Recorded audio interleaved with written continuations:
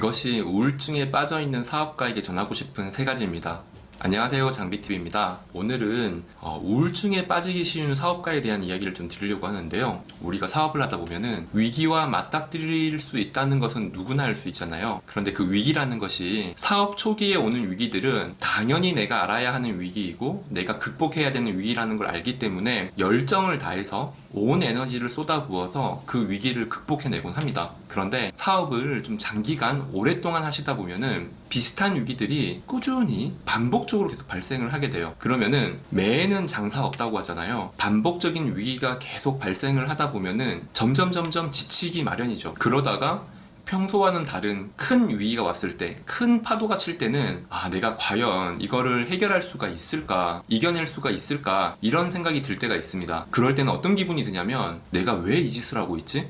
내가 이렇게까지 하는 이유가 뭐지? 과연 내가 이걸 해결한다고 내 인생이 달라지나? 이게 해결은 되는 문제인가? 이런 생각들에 계속 사로잡혀가지고 점점 뭔가 깊은 구렁텅이로 빠져드는 것 같은 느낌이 들 때가 있어요. 이런 생각들이 계속 반복이 되면은 사업가는 우울증이라는 병에 걸릴 수도 있습니다. 우울증이라는 것은 굉장히 무서운 병이에요. 우울증이 오게 되면은 우울증이 발병을 해도 정작 자신은 그 우울증을 인지하기가 굉장히 힘들어요. 내가 지금 우울증에 걸렸나? 이런 것들을 알기가 힘듭니다. 나뿐만이 아니고요. 주위 사람들도 그 우울증을 인지하기가 쉽지가 않습니다. 저 사람 평소랑 그렇게 다르지 않았는데? 약간의 침울한 정도로 인지할 뿐이지 우울증에 걸렸네? 라는 걸 알아채기가 정말 쉽지가 않아요. 미국의 전 우주비행사 스콧 켈리의 이야기를 좀 전해드리려고 해요. 저는 그 우주비행사의 이야기가 쉽게 우울증에 빠질 수 있는 사업가들에게 꼭 필요한 이야기가 아닌가라는 생각이 들어서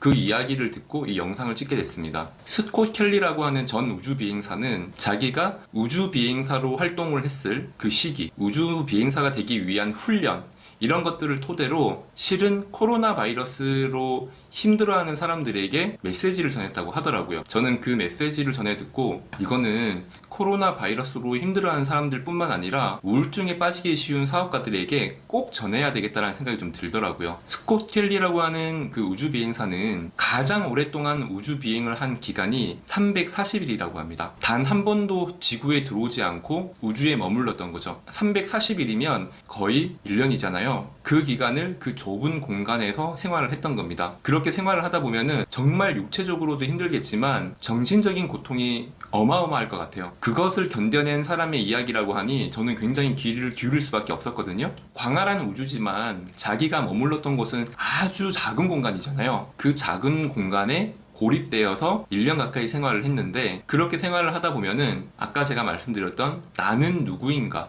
의문점이 계속 든다고 하더라고요. 내가 왜 이 짓을 하고 있나? 그런데 다행스러운 것은 우주비행을 떠나기 전에 여러 가지 우주비행에 관한 교육 프로그램이 있었다고 하네요. 그 프로그램으로 인해서 문제없이 잘 이겨냈다고 하는데 그 이야기를 설명을 해주더라고요. 첫 번째는 지인들과 의도적으로 열심히 연락을 하라는 겁니다. 우주정거장의 지휘관으로 있으면서 그게 쉽지는 않았겠지만 정기적으로 가족에게, 친구에게, 동료에게 연락을 취해가지고 소통을 하는 게 굉장히 중요하다고 합니다.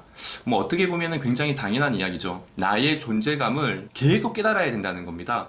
혼자 있을 때 어떤 그 위기에 빠지지 않기 위해서 사람들과 소통을 한다는 것은 바이러스에 감염될 가능성도 낮춰준다고 하네요. 다시 말하면 면역력이 높아지는 방법이라고 합니다. 사람들과 소통을 한다는 그 자체만으로도요. 두 번째, 반드시 취미를 가져야 됩니다. 내가 주의를 다른 곳으로 돌릴 수 있는 어떤 한 거리가 있어야 된다는 거죠. 우주비행도 마찬가지겠지만 어떤 목적을 이루기 위해서 떠났겠지만 거기에만 계속 집중을 하고 빠져들다 보면은 자신을 잃어버릴 수가 있다고 합니다. 우리가 사업을 하다가도 엄청난 집중력을 가지고 사업에 몰두를 하지만 조금씩 일이 틀어질 때 헤어나올 수가 없단 말이죠. 그런데 잠깐이라도 시간을 내서 완전 나의 주의를 다른 곳으로 돌리는 연습도 중요하다고 합니다. 그게 바로 취미가 될 텐데 운동이 될 수도 있고 영화가 될 수도 있고 독서가 될 수도 있습니다. 저 같은 경우는 수영을 한 20년 넘게 해왔거든요. 엄청난 스트레스에 시달릴 때 반드시 풀어야 하는데 풀리지 않는 문제가 생겼을 때 어떻게 보면은 어떤 문제가 생기고 그걸 풀어야 된다면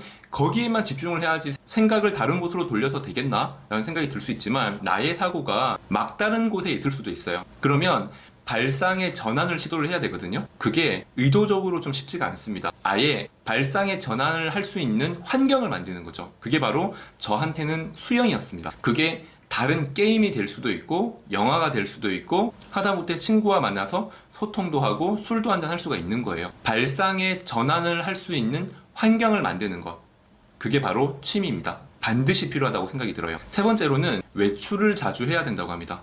우주비행사가 외출을 자주 해야 된다고 이야기하는 거는 저도 사실은 무슨 말인지 정확하게 이해는 못했어요. 어떻게 보면은 우주 바깥으로 나가서 본다는 건 아닐까라는 생각이 좀 드는데, 내가 고립되어 있는 우주 비행선 안에만 있는 게 아니라 기회가 된다고 한다면 우주 바깥으로 나가는 그런 활동을 열심히 해야 된다, 이런 이야기가 아닐까. 우리는 쉬운 얘기죠. 집이나 회사에만 머물지 말고 바깥으로 외출해야 된다는 뜻인데, 내가 항상 다니던 길, 내가 항상 보던 것만 보지 말고 전혀 다른 길로 출근을 한다든지 전혀 다른 공간으로 이동을 한다든지, 그렇게 하게 되면은 내가 모르던 풍경을 보게 되고, 내가 모르는 간판, 이 집이 새로 생겼네, 여기에 건물이 지어지네, 새로운 정보들을 습득을 하게 되면은 우울증이 감소한다고 합니다. 자, 마지막으로 네 번째인데, 저는 이 네 번째가 가장 중요하다고 생각이 들어요. 내가 누구인가를 메모하기. 자, 어떤 내용이냐면, 혼자서 고립되어 있다 보면은, 또는 사업만 몰두하다 보면은 가끔씩 내가 누구인가에 대한 의문점이 들 때가 분명히 있을 거예요. 그런데 나의 존재감에 대해서, 자존감에 대해서 떨어지기 시작하면은 그게 우울증으로 연결되는 커넥팅 포인트인 것 같아요. 끊어내야 되는 연결고리인 거죠. 나 자신에 대해서 인지하는 것. 그래서 내가 누구인지를 메모를 하는 겁니다. 나는 누구누구의 아들이고, 누구누구의 남편이거나 아내이고, 누구누구의 아빠이거나 엄마이겠죠. 그리고 친한 친구들을 적어가면서 나는 이 친구와 이런 관계, 저 친구와 저런 관계, 이러면서 나의 존재가 다른 사람에게 어떤 존재인지를 잊어버리지 않는 거죠. 그래서 메모를 하는 겁니다. 극심한 우울증에 빠지면 점점 자신은 자기 안에 갇히게 되어 있어요. 자기 안에 10, 9, 8, 7 이렇게 숫자가 감소하듯이 자기 자신에 대한 가치를 자기 자신이 점점 떨어뜨립니다. 그러다가 극단적인 사고를 하는 경우도 있어요. 지금 이 이야기에서 가장 중요한 것은 내가 얼마나 소중한 존재인가를 끊임없이 되새기고 깨닫는 거예요. 사업가는 언제든지 우울증에 빠질 수 있습니다. 그래서 사전에 우리가 예방하기 위해서 꼭 전해드리고 싶은 4가지 방지법이었어요. 이상 장백TV입니다.